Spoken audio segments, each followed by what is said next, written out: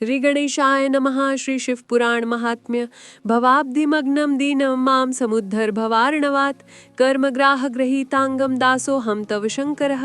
शौनक जी के साधन विषयक प्रश्न करने पर सूत जी का उन्हें शिव पुराण की उत्कृष्ट महिमा सुनाना। श्री शौनक जी ने पूछा, महाज्ञानी सूत जी, आप संपूर्ण सिद्धांतों के ज्ञाता हैं। प्रभु, मुझसे पुराणों की कथाओं के सार तत्व का विशेष रूप से वर्णन कीजिए।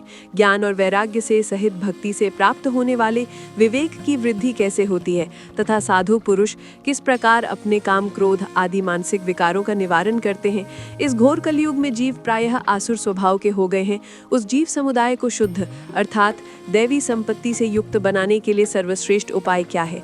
आप इस समय मुझे ऐसा कोई शाश्वत साधन बताइए जो कल्याणकारी वस्तुओं में भी सबसे उत्कृष्ट एवं परम मंगलकारी हो तथा पवित्र करने वाले उपायों में भी सर्वोत्तम पवित्र कारक उपाय हो।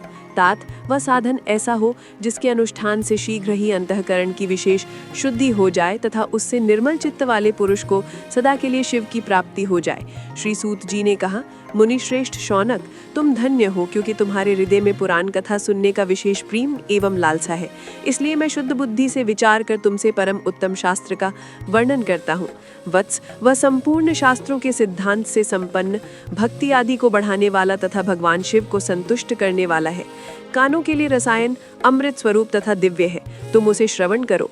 मुने, वह परम उत्तम शास्त्र है शिव पुराण, जिसका पूर्व काल में भगवान शिव ने ही प्रवचन किया था। ये काल रूपी सर्प से प्राप्त होने वाले महान त्रास का विनाश करने वाला उत्तम साधन है। गुरुदेव व्यास ने नंद कुमार मुनि का उपदेश पाकर बड़े आदर से संक्षेप में ही इस पुराण का प्रतिपादन किया है। इस पुराण के प्रणयन का उद्देश्य है कलयुग में उत्पन्न होने वाले मनुष्यों के परम हित का साधन। यह शिव पुराण परम उत्तम शास्त्र है। इसे इस भूतल पर भगवान शिव का वांगमय स्वरूप समझना चाहिए तथा सब प्रकार से इसका सेवन करना चाहिए। इसका पठन और श्रवण सर्व साधन रूप है। इससे शिव भक्ति पाकर श्रेष्ठतम स्थिति में पहुंचा हुआ मनुष्य शीघ्र ही शिव पद को प्राप्त कर लेता है।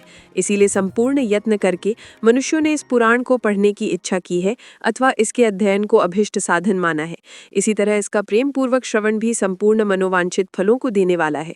भगवान शिव के इस पुराण को सुनने से मनुष्य सब पापों से मुक्त हो जाता है तथा इस जीवन में बड़े बड़े उत्कृष्ट भोगों का उपभोग करके अंत में शिवलोक को प्राप्त कर लेता है। यह शिव पुराण नामक ग्रंथ 24,000 श्लोकों से युक्त है। इसकी 7 संहिताएं हैं। मनुष्य को चाहिए कि वह भक्ति, ज्ञान और वैराग्य से संपन्न हो, बड़े आदर से इसका श्रवण करे। 7 संहिताओं से युक्त यह दिव्य शिव पुराण पर ब्रह्म परमात्मा के समान विराजमान है और सबसे उत्कृष्ट गति प्रदान करने वाला है। जो निरंतर अनुसंधान पूर्वक इस शिव पुराण को बांचता है अथवा नित्य प्रेम पूर्वक इसका पाठ मात्र करता है, वह पुण्य आत्मा है, इसमें संशय नहीं है। जो उत्तम बुद्धि वाला पुरुष अंतकाल में भक्ति पूर्वक इस पुराण को सुनता है, उस पर अत्यंत प्रसन्न हुए भगवान महेश्वर उसे अपना पद अर्थात धाम प्रदान करते हैं। जो प्रतिदिन आदर पूर्वक इस शिव पुराण का पूजन करता है, वह इस संसार में संपूर्ण भोगों को भोग कर अंत में भगवान शिव के पद को प्राप्त कर लेता है। जो प्रतिदिन आलस्य रहित हो रेशमी वस्त्र आदि के वेष्टन से इस शिव पुराण का सत्कार करता है, वह सदा सुखी होता है। ये शिव पुराण निर्मल तथा भगवान शिव का सर्वस्व, जो इहलोक और परलोक में भी सुख चाहता हो, उसे आदर के साथ प्रयत्न पूर्वक इसका सेवन करना चाहिए।